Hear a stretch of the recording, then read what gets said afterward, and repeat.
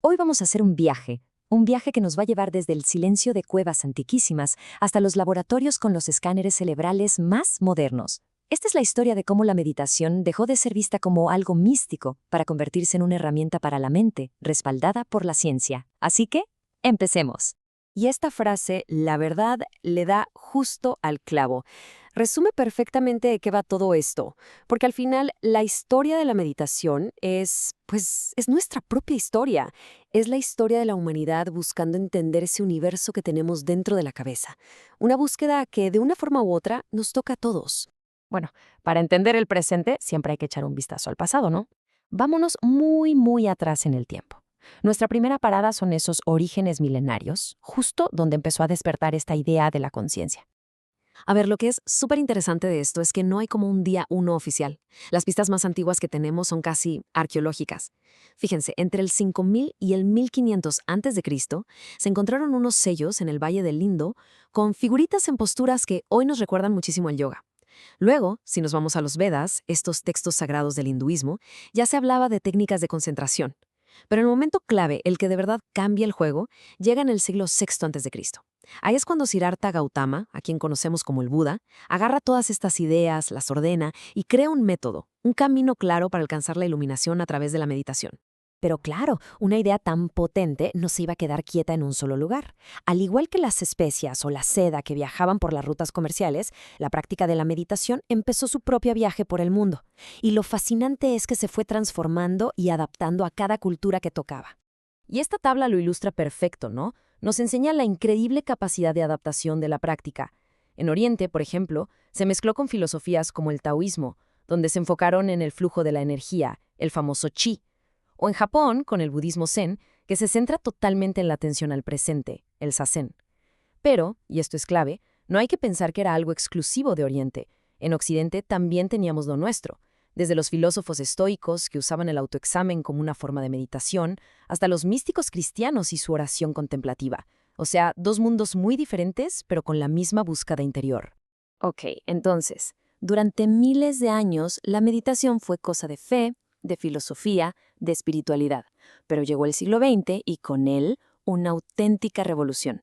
La práctica estaba a punto de salir del monasterio para meterse de lleno en el laboratorio. El boom cultural, digamos, llegó en los años 60. De repente, Maharishi Mahesh Yogi trae a Occidente la meditación trascendental y se pone de moda. ¿Por qué? Bueno, ayudó muchísimo que íconos culturales como The Beatles la adoptaran, dándole una visibilidad que nunca antes había tenido. Pero el verdadero parteaguas científico fue en 1979. Un científico del MIT, John Kabat-Zinn, hizo algo que en su momento fue radical. Separó por completo la práctica de cualquier connotación religiosa. Y esa versión que él creó es lo que hoy conocemos masivamente como mindfulness, a través de su programa MBSR. Este fue el momento que lo cambió todo. A la meditación se le quitó todo el ropaje religioso y se convirtió en una herramienta clínica, una técnica enfocada pura y duramente en reducir el estrés y mejorar el bienestar. Y claro, esto le abrió la puerta de par en par a la ciencia para que pudiera estudiarla en serio. Y aquí es donde la historia se pone todavía más fascinante. Ahora sí, dejamos un poquito los textos antiguos y nos metemos de lleno al laboratorio para ver con nuestros propios ojos la evidencia. Es hora de explorar el cerebro meditativo. A ver, pensemos en esto un segundo. Durante milenios, los beneficios de la meditación eran algo que se contaba. Una cuestión de fe, de experiencia personal.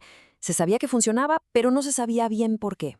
Pero ¿qué pasa cuando la tecnología avanza tanto que por primera vez en la historia nos permite literalmente asomarnos dentro de la cabeza y ver lo que está pasando mientras alguien medita?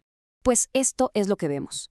Gracias a la resonancia magnética funcional, los científicos han descubierto cambios físicos, cambios estructurales en el cerebro. Miren la tabla. La corteza prefrontal, que es como el director de orquesta del cerebro, el que nos ayuda a tomar decisiones y a poner atención, literalmente se hace más gruesa. La amígdala, que es nuestra alarma interna de miedo y estrés, reduce su actividad, o sea, nos volvemos menos reactivos. Y el hipocampo, que es crucial para la memoria y el aprendizaje, se fortalece. Esto ya no es fe, son datos duros. Y así, después de este larguísimo viaje, desde los sellos de arcilla hasta los escáneres cerebrales, llegamos a hoy.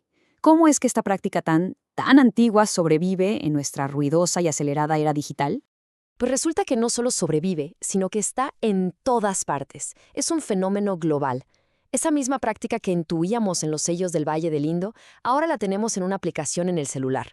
Se enseñan los programas de bienestar de las empresas más tecnológicas y aceleradas del mundo, allá en Silicon Valley. Ha demostrado una capacidad de adaptación verdaderamente increíble. Y bueno, cerramos con esta idea que es quizá la más importante de todas. A menudo se cree que meditar es como aislarse, escaparse del mundo, pero la realidad es justo lo contrario. Como dice esta cita, no es una evasión, es un encuentro profundo con la realidad así como es.